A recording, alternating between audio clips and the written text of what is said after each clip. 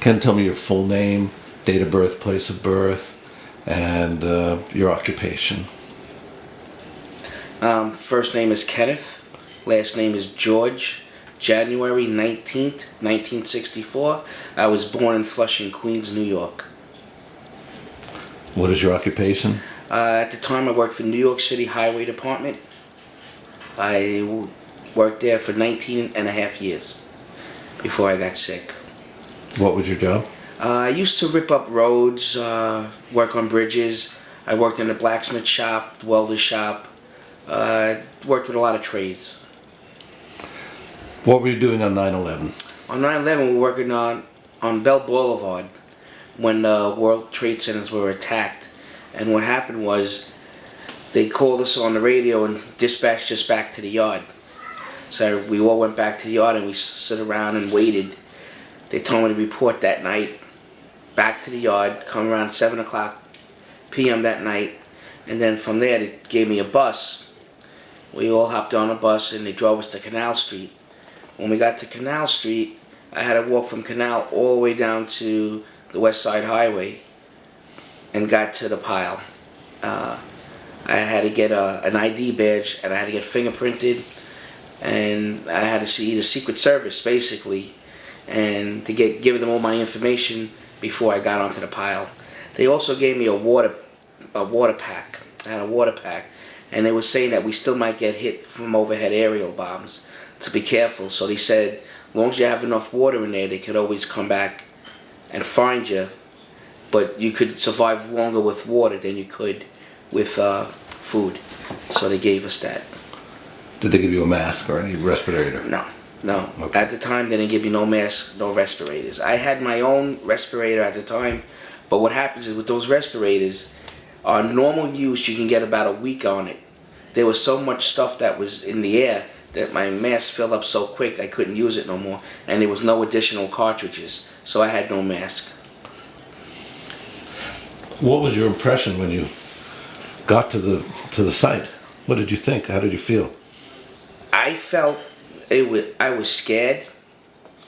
I was mostly in shock because I never seen that much devastation in my life. It looked like the gates of hell opened up on me. When I was there, it was like snowing. The ash was coming down.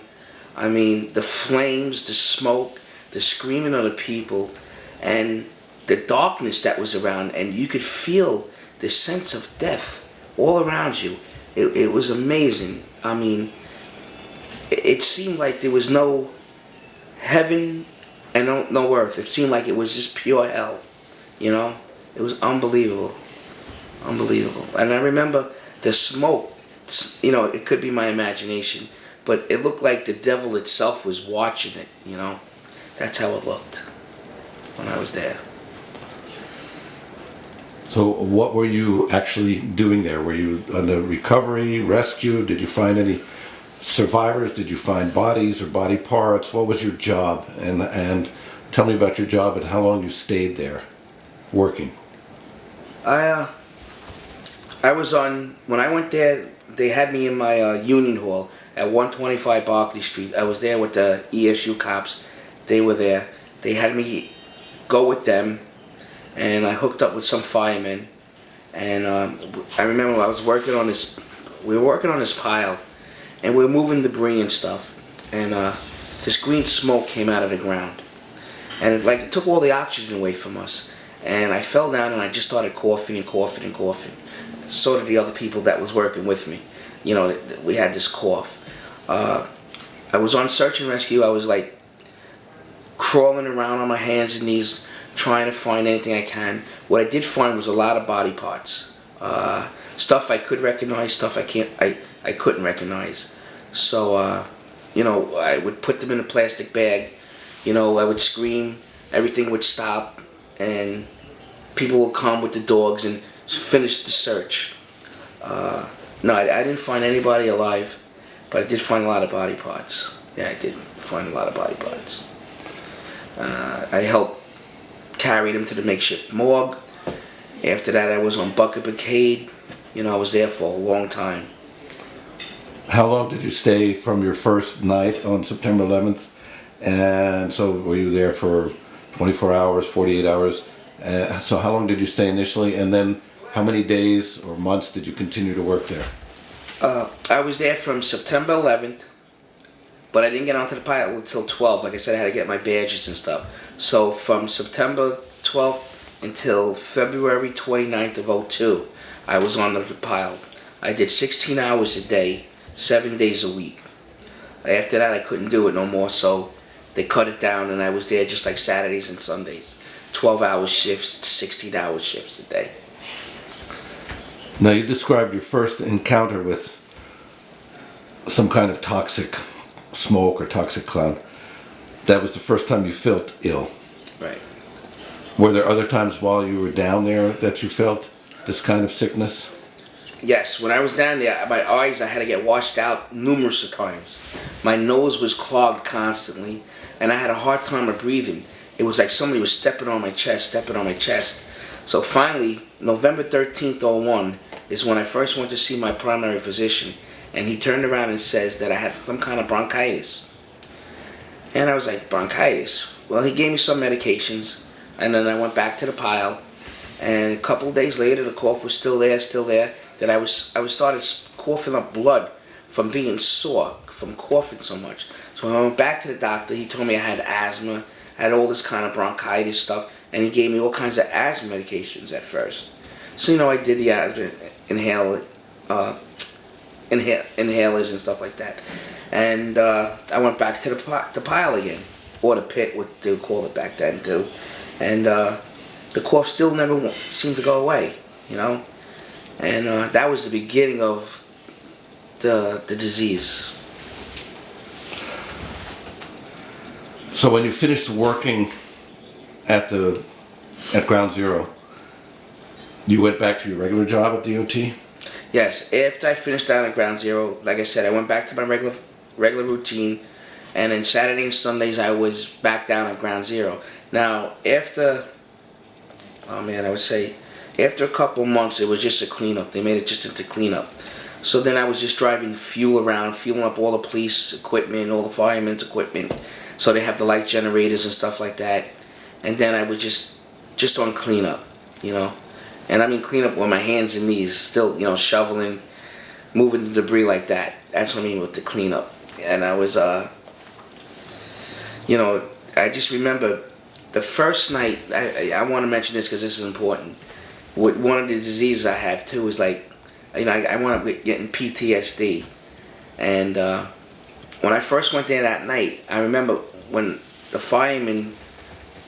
buildings came down and all the firemen were trapped and they weren't moving, I remember hearing their beepers going off, the sounds of the beepers. Mm-hmm. It was so many of them. It was like chirp, chirp, chirp, chirp for the whole night. And a couple days afterwards too. In the summer, I have problems with the crickets. And the crickets, when they chirp, chirp, chirp, it brings me back to Ground Zero again, And I remember all the firemen that were buried alive were crushed in there. But the chirping sound was still there. And I remember that with the crickets at night. So a lot of times I have to shut all my windows, and I got to put some kind of music on to get that out of my mind because it drives me nuts. And that was when I started realizing I was getting sicker and sicker. With the PTSD, which I didn't know I had, and then with all the other illnesses I had coming up, And so when you stopped working at Ground Zero, and you were back at your regular job, at what point did it dawn on you that you could no longer do your job, that you were too sick to work? When was that? In 2003, the unions had us go see the specialist, which would be Mount Sinai.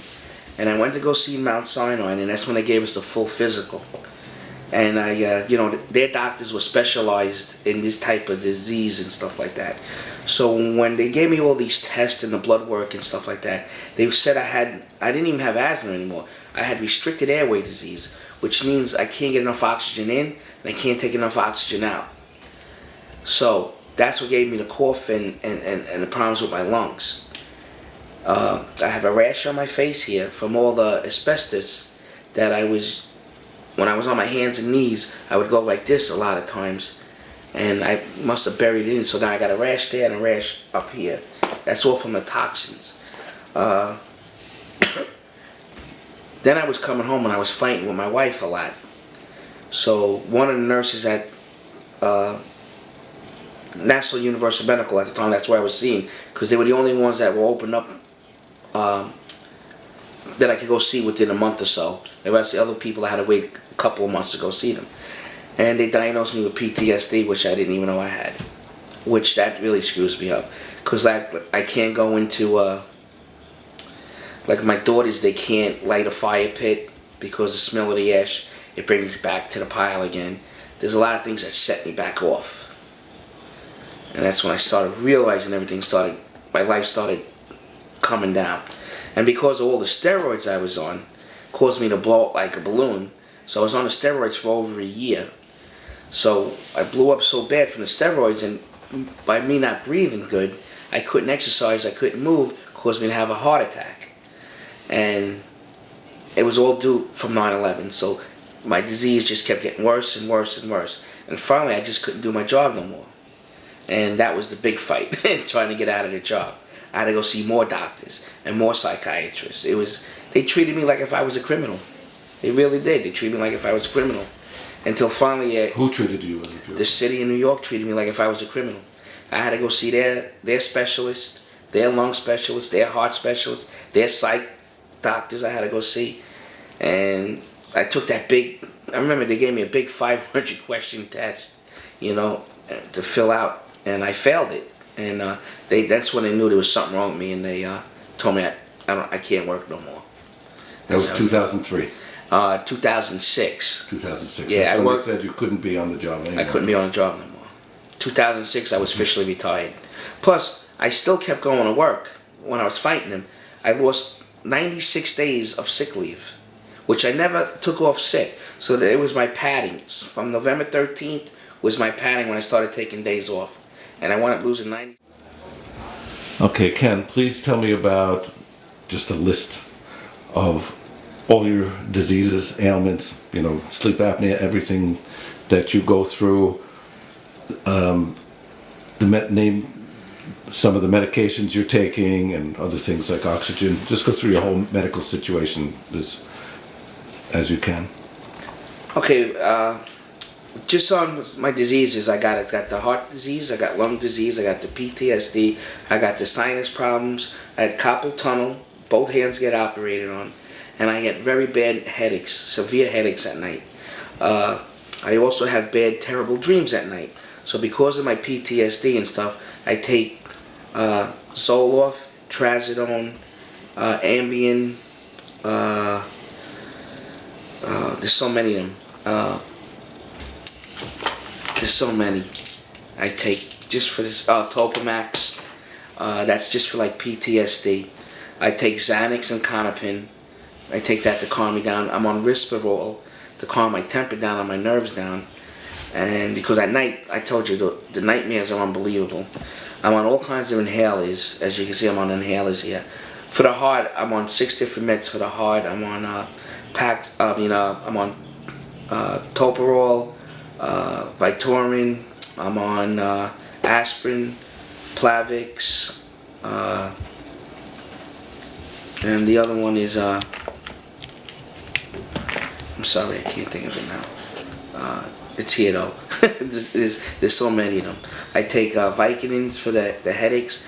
I got my cough syrup for the 9/11 cough. I have face cream that I have to use for the rashes I got in here. Some more steroids for my lungs when they clog. Sinus rinse to help me with my sinuses, and etc., etc., etc. And like I said, there's so much. It's Nexium for the gastric reflux. What about your sleep apnea? The oxygen that you have to take?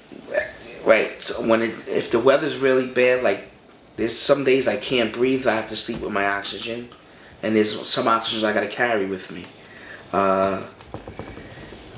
At night, I have to use my oxygen, because I have hard time breathing lately. If the weather's really hot, I can't go outside. If it's too cold, I can't go outside. So it confined me like a prisoner. So this whole 9/11, sometimes I sit there and I wonder what was better, to go be in the buildings and perish quick, or sit and suffer and take all this medication and just wait to die, because that's the way my life is going. And I'm only 47 years old, and I'm on all this kind of medications. It's tough. Can't enjoy the stuff I used to do anymore. That's the worst part. And a lot of times I used to love watching the fights. I can't even watch TV because I can't concentrate. Things bring me back to that hellhole. I just can't get out of it. How does this affect your family life? You're living here with your wife, your 2 daughters, your son, your granddaughter, your mother. How is this all affected by your conditions? Well, I don't have the relationships I used to have with my kids. I don't have that relationship anymore, or with my wife. I'm not close. It's like I shut them out, and I didn't mean to shut them out. It's just that I just can't, somehow or another, I just can't be close to them. And the only good thing about 9/11 is that I met people like you and John and everybody else. That's my family, it seems like now. It's like I don't hang out with regular civilians anymore. I hang out with people that were down at 9/11. And that's the scary part. It's like, we have our own little community, it seems like. It's just, my whole life just turned upside down. So, it's I don't know where it's going to go, but I know I got one foot in the grave already. That's a must. And like I said, I never thought I was going to get sick at this young of an age, so I couldn't even get life insurance. I never thought I would get sick and have to retire at 42 years old and all this stuff, and I can't get anything to protect my family. And that was the key with the Zadroga bill, is that if anything happens, I want my family to be taken care of. It's not for me. I'm not asking to be rich or nothing. Mm-hmm. Just want to make sure that they have a place to live, that they have a home and food on the table. Is that too much to ask for? What do you think about the passage of the Zadroga bill? Is that a major victory for the responders and the residents and everybody else who's been getting sick? It's thank God that the bill did get passed. Like I said, it's to help pay for the medications, and hopefully it brings some closure to the families that are suffering, that need a compensation. But there's also people out there that can't get into the compensation. Mm-hmm. So that they're trying to amend the bill so that these guys could get back in. So hopefully they can do that, so everybody that was down at 9/11 that could prove they were there should be entitled to what they deserve. And I hope to God everybody gets it. Everybody. And that's it. All right, one more question. Sure. How do you feel, because we don't really, we're here almost 10 years later, and we're talking about the aftermath and how people's lives were affected. Looking at the immediate destruction that was done that day, and all the deaths, and all the subsequent sickness and death and pain and suffering, and thousands of people affected because of these 9/11 related toxic exposures. What do you feel about the original perpetrators of this crime, this act of war against the United States? Oh boy, that's a real tough one. I sit there and sometimes I think that Osama bin Laden's sitting there and he's probably saying how many people he killed in that building when the buildings came down. But I wonder if he ever sits there and talks about the people that he's killing through the poison from those buildings. That's what I wonder what he thinks about, Me, personally, I wish to God they could catch him and bring him to justice. That group of people I don't like. I really don't like it. I'm not saying about, everybody else, but just that one particular group. I seen the devastations what 9 guys did, and it was a lot of, they didn't care if they killed kids, they didn't care who they killed. They just wanted to try to prove a point, and I still don't know what the point is, what they try to prove. And the one that gets me is that there was a little girl on that plane, she's a 2-year-old, the Hanson family. She was 2 years old, the little girl. And the reason why that stays in my mind is because I carried her memorial when I was down at Growth in Massachusetts. Excuse me, I get upset with that. When I was down there, and I helped carry the memorial with the grandparents, and the little girl's, she was born on my son's same date, February 23rd, but just different years. And she would have been, I believe, about 13 now, had she lived.